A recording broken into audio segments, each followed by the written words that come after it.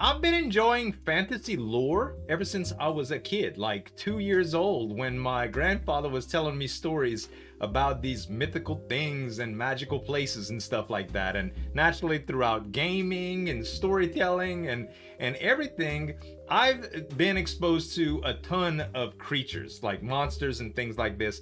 And the cockatrice, from what I know in lore, is always a bird type creature, although they look in and come in many different forms. They're always some sort of avian creature that has the ability to turn what they look at to stone.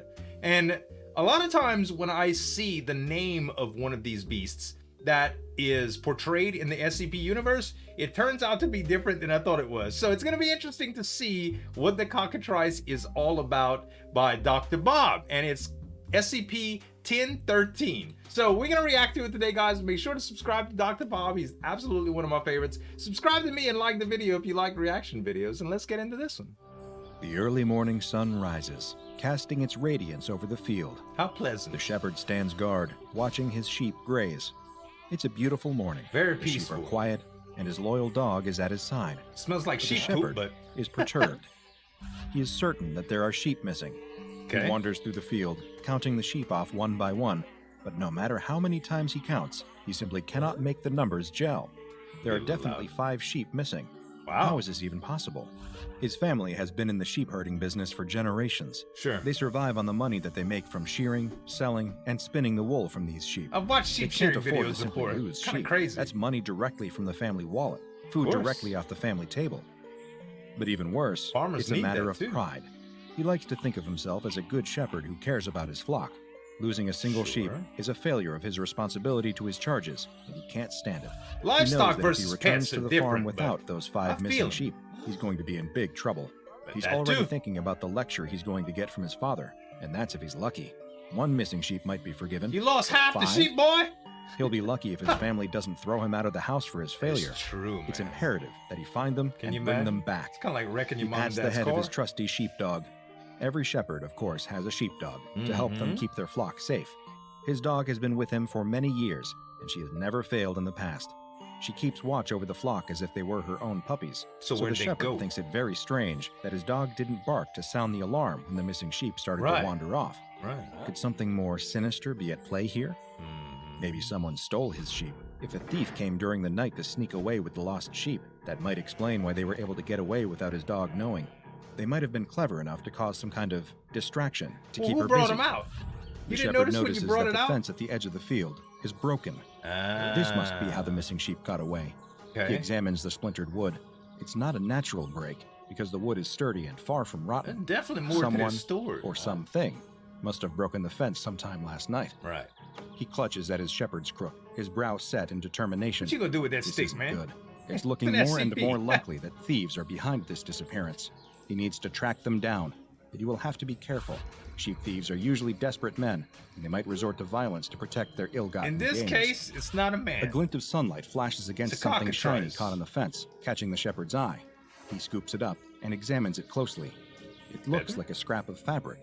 Could it be that the thief snagged his clothes against the fence as he made his escape? The fabric is thin and Shepherd's brittle, and doesn't forensic look like any analysis. sort of material that the shepherd Analyst. has ever seen before. It more resembles a scrap of snakeskin than a scrap of shirt, but it's his only lead, so now it'll that's have to different. do. I've He seen holds the scrap to his dog's nose reptilian and type allows her to sniff it. avian creatures She too. snuffles at it and then immediately raises her ears, alert. He commands her to follow the scent, and she obeys. She puts her Like a nose to the feathery ground serpent, and starts almost to like track. a raptor. He follows her. I could get that The too. dog leads him out of the field and across the way. He is surprised to see that she is leading him toward a nearby forest. He gulps in sudden fear. He's never been into these woods, and, in fact, his family has often warned him to stay away. Just use your stick, Everyone in bruh. his village loves to repeat Use your rumors that this crook. forest is haunted, filled with every sorts of scary monsters and demons. Haunted. Why would the sheep thief brave these cursed woods? On the other hand, that would make sense though, wouldn't it? A thief would need a lair that was hidden and difficult to approach, so that they wouldn't have to worry about getting caught. These woods would be a perfect hiding place. Still, he can't help A but whole wonder. sheep stealing lair. His dog lifts her head and whines at him, indicating that he should In follow. there.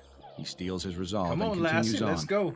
His fingers clutch tightly to his staff, his knuckles going white with fear and tension.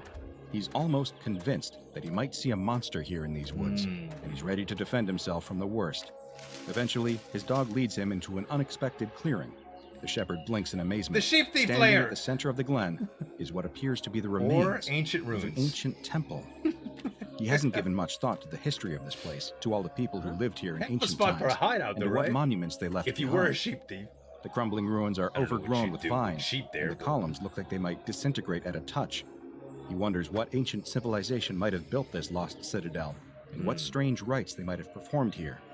But he doesn't have time to wonder about that, because his dog is barreling ahead, right through the ancient temple Lassie, archway you just gonna and into roll the in there interior of the building. Without warning me? He wants to turn and run. Everything that he's ever heard about these Better cursed save woods your makes him dog. think that this is a very And the bad sheep. idea. But he knows he can't return home without those sheep. Just as he's about to enter the temple himself, he suddenly hears loud barking, followed by whining and whimpering. He rushes inside, and a terrifying sight meets his eyes. Indeed, it seems like his family was right when they said that these woods are full of monsters, because his dog has cornered one right here. Oh, The creature looks like an overgrown lizard with scaly skin and a long looks whip-like like a tail. basilisk. Immediately, the shepherd surmises that the scrap of fabric that he found earlier didn't come from a person's clothes after all. It's obviously a piece of shed So skin, is that no the doubt from this cockatrice? creature. That long tail Apparently definitely so. looks especially snake-like, so it's no surprise to think that this thing might also shed skin just like a snake would. Right. In the gloom of the temple, he can see his missing sheep standing in the corner, perfectly still and perfectly quiet. Are they He's stoned? surprised to see that they're still alive. What kind of predator kidnaps its prey and then keeps it alive instead of devouring it instantly? It's also very odd that the sheep are being so still, but it's Maybe they probably are just turned that to they're stone. petrified with fear. The good Or news, though, petrified is with that if his sheep concrete. are alive, that means he can rescue them. The creature spreads a large frill around its neck as it hisses, apparently hoping to intimidate the shepherd's dog. The dog is not frightened, though, and only barks louder. She's bravely guarded the shepherd's flock for years, and she's never been one to back Good down from a dog. fight, even when she's threatened by a bear or wolf. Bite So, him. of course, she's not going to back down from a lizard. Look at them teeth. The shepherd feels nervous being so close to this creature simply because it's so strange. But the truth is that it doesn't look like it could do that much damage. That hissing feels like bluffing, because realistically, what's it going to do? Bite? Kind of like the little The shepherd dinosaurs. is no expert, but he's never heard of a venomous Dillos or lizard. Dilosaurus. He steps forward to get a better look, and the Dilophosaurus. creature tenses. It's obviously nervous. It's not even that big. His dog is way bigger than this creature. Punt and it like shouldn't a have any trouble Pomeranian. taking it in a fight. He's seen his dog fight off rats bigger than this lizard. The creature spreads its punt frill again Pomeranians, and by hisses the way. even more sharply. I love But that only makes the shepherd even more confident in his assessment. It's trying to look bigger than it really is, he realizes. It's trying to intimidate him. Kind of like Well, a peacock. that's not going to work. But then, to his astonishment, his dog stops. The dog and the creature stare at one another so intently that the shepherd thinks they are actually gazing into each other's eyes. He's Medusa in the After dog. holding its gaze for a beat, the dog suddenly collapses. Oh, The shepherd yelps in fear and Stone? confusion. His first instinct is to run to his dog to see if she's poor hurt. baby. Suddenly, the creature turns its gaze on him. He stands frozen. The creature's eyes almost seem to cast a spell on him. He feels mesmerized, unable to move or even to think.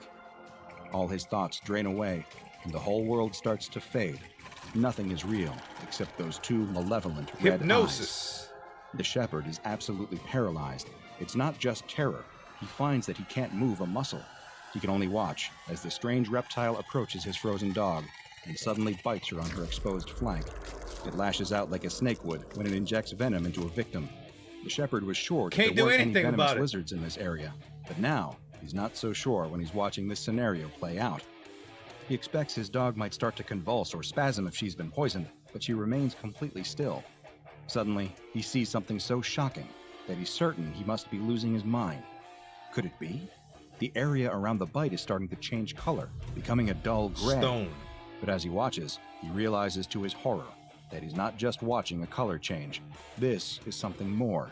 His dog is slowly petrifying, hardening, her fur Yeah, stiffening into turn stone. into stone. She is literally turning into a statue right before his eyes. He can't move, but his eyes flick to the corner of the room where his sheep are still standing.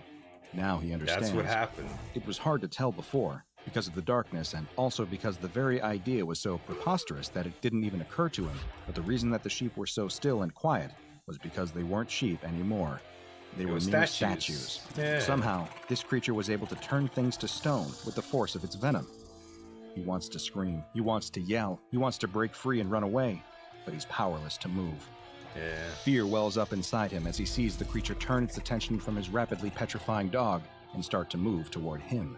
It hisses again and strikes out, sinking sharp, needle-like teeth into his leg. Turning him to stone, is so frozen that he can't scream, not even at the unbelievable pain as those teeth sink deep into his flesh. But the pain doesn't stop when the creature retracts its teeth. He can feel the pain spreading outward from the site of the bite, spreading down his shins and up his legs, through his whole body. His body is hardening fast, making it hard to breathe and impossible to move. But even as he turns into a statue, he can still see everything around him, still sense the presence of the creature, still That's think. horrible. His thoughts aren't affected at all, other than being nearly out of his mind with terror. What could be next? The shepherd is frightened, but all he can do is wait. He's not sure how long he waits, because time has no meaning here. In the gloom of this ancient temple, he's not sure if it's day or night. He idly wonders if this temple was built for this monster, stone forever? by people who worshipped it for its great and terrible power, what's going on? by people who feared it and hoped that maybe this temple would keep it contained. Or is it mere coincidence that it's taken up residence here, just as bats might roost in an abandoned building? He has no way of ever knowing. The only indication of the passage of time is the coming and going of the creature, which, even if he can't turn his head to see its movement, he can hear its shuffling and hissing. Occasionally, he hears a sound that frightens him even more, a sound that can only be described as statuary shattering, and he wonders if that will ultimately be his fate. His question is answered one day when it seems that hunger has driven the creature to dig into its larder of petrified prisoners. The creature approaches him, and he can feel it gnawing at his feet with its big, ugly beak. It's pecking at him, harder and harder, until suddenly the shell breaks and it's chewing on the flesh of his leg. Once again, the pain is unbearable. Coated him. The shepherd can do nothing but wait. At least he thinks it will all be over soon. Better a quick end at the jaws of a monster than a slow death trapped frozen in stone, he thinks. It's the very best that he can hope for. That shepherd had just run afoul of a creature that appears to come straight out of medieval mythology, That is horrible. matching the description of the deadly monster known as a cockatrice or basilisk. But the SCP Foundation knows it as SCP-1013, from what a I nasty know. little piece of work with, quite literally, a paralyzing stare. Yeah. SCP-1013 is a small reptile resembling a lizard, but with several key differences that set it apart from any other animal in this. So I've always been known I've always seen it portrayed as a basilisk is the lizard type creature, whereas the cockatrice is the avian type creature. And both of them had gazes that would turn people to stone. The basilisk had it had venom that it would secrete, like when it would bite. It had a poisonous bite. I'm really not sure about the cockatrice's bite or gaze when I really think about it. Like, I'm trying to think about like sources like the Monster Manual in Dungeons and Dragons and stuff. So I'd have to check it, but maybe you guys in the comments know. But it's interesting that they kind of grouped them together for this specific SCP. Order. It was recovered in Egypt. An interesting coincidence, since medieval bestiaries often regard that region as the ancestral home of the basilisk. Okay. However, Foundation agents believe that since no other specimens were found in the area, that SCP-1013 is not a naturally occurring animal and might have actually been bioengineered. While SCP-1013 itself is only 60 centimeters long, its abnormally long tail measures nearly 121 centimeters long. It can use its tail to distract prey. It has a wide frill around its neck that it can extend at will, similar to that of the Australian frilled lizard. Its head does not look like any other known lizard, though, with a serrated beak and a distinctive head wattle that many researchers feel gives it the appearance of a rooster. Its beak is filled with long, needle-like teeth. Of similarities. But stranger than its appearance is its hunting methods. The cockatrice. When it spies potential prey, SCP-1013 will extend its neck frill with a sudden, snapping sound. The frill appears designed to attract attention and encourage victims to look into the eyes of SCP-1013, because its eyes are, of course, where it holds its real power. The mythical cockatrice was said to be able to turn a person to stone with the power of its gaze, similar to the petrifying powers attributed to the Gorgon Medusa of Greek mythology. That's correct. And SCP-1013 is very similar to its legendary namesake in this regard. Anyone or anything making direct eye contact with SCP-1013 will experience stabbing pain in most major muscle groups, followed by full paralysis setting in within 3 seconds and lasting up until 8 minutes. It is currently unknown how SCP-1013 achieves this paralyzing effect. Once its prey is paralyzed, SCP-1013 will bite its victim with its needle-like teeth, thus initiating a process of calcification. So The victim will gradually stiffen and harden, almost as if they are turning into a statue. The process will begin at the site of the bite and gradually work its way through the body so that a full-grown adult will become completely calcified within 15 minutes. Dang! As of yet, there is pretty no fast. known way to stop or reverse the process. Ugh. The calcification process only affects the outer layers of the victim, extending about 3 That would centimeters extend into why the body, that would leaving explain all why organs the, and internal tissues intact. why they It still also alive. does not affect the eyes or mucous membranes. This means that victims of SCP-1013 are still alive, but cannot move or react. Perhaps even more horrifying, SCP-1013 then eats its victims alive. Terrible. SCP-1013 feeds by breaking the hardened outer layer with its beak, much like a young chick would break its way out of an egg, and then feeding on the soft Or tissues a preserved candy-coated within. shell. The victim will experience excruciating pain as the creature eats them alive. I guess They so. cannot resist. They cannot even scream to give voice to their pain. Gosh. that is SCP-1013 horrible. has a voracious appetite and will consume nearly twice its body weight at each feeding. Gosh. Victims usually die of blood loss before Of course. SCP-1013 Thank can God. complete its Can you meal. imagine if preserved them? SCP-1013 does engage in caching behavior and has been known to store petrified victims for later consumption. course. It prefers mammals as prey and will attack livestock and game just as readily as it will attack humans.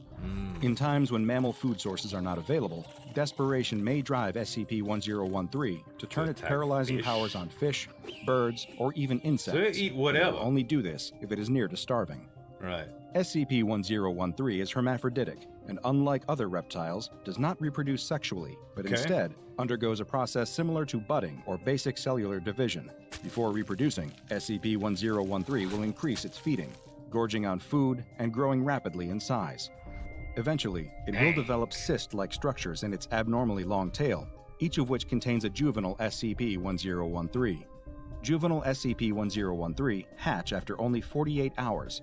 Parent SCP-1013 will typically release hatchlings within calcified prey, providing a ready food source for the juveniles until they can hunt on their own. Juvenile SCP-1013 will seek out cool, dark places like caves or abandoned buildings and begin Or rapid ancient molting, ruins. doubling in size every 6 hours until reaching full adult size. Dang. Once they have reached adulthood, SCP-1013 will set out on their own and quickly establish their own hunting territories. Thank God these things don't really exist. Huh? SCP-1013 is extremely aggressive and will attack and attempt to calcify anyone that enters its enclosure, making Right. it extremely difficult to contain. For this reason, combined with its deadly powers of calcification, SCP-1013 has been designated Object-Level Keter. Right. Any They can staff entering the reproduce, containment too. area are to wear the AR-68 Armored Variant Hazmat suit. Okay. Staff exiting the area with damaged suits are to be remanded to quarantine for 1 hour. Staff becoming paralyzed during cleaning, feeding, or testing cycles are to be immediately removed and remanded to medical custody until 5 hours after recovery. SCP-1013 is to be fed daily with one small mammal. Some However, rats. any calcified animal remains are to be removed from the 1013 containment chamber and incinerated for safety incinerated. reasons.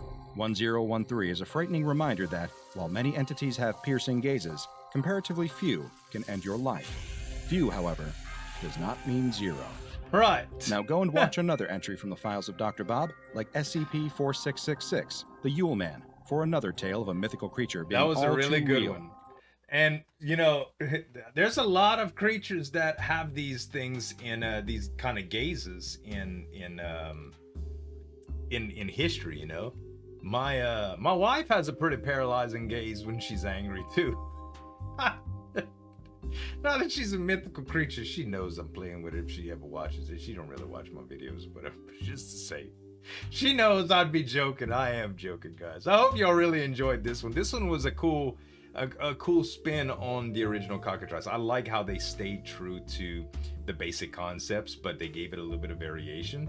Very, very well written too, and very well animated, of course, by Dr. Bob, and narrated, of course, guys. I really hope y'all enjoyed this one. Make sure you subscribe to Dr. Bob. Subscribe to me if you like reaction videos. Put a like on the video if you loved this one. Thanks so much for watching. As always, this is Zueljin signing off. We'll see you next time.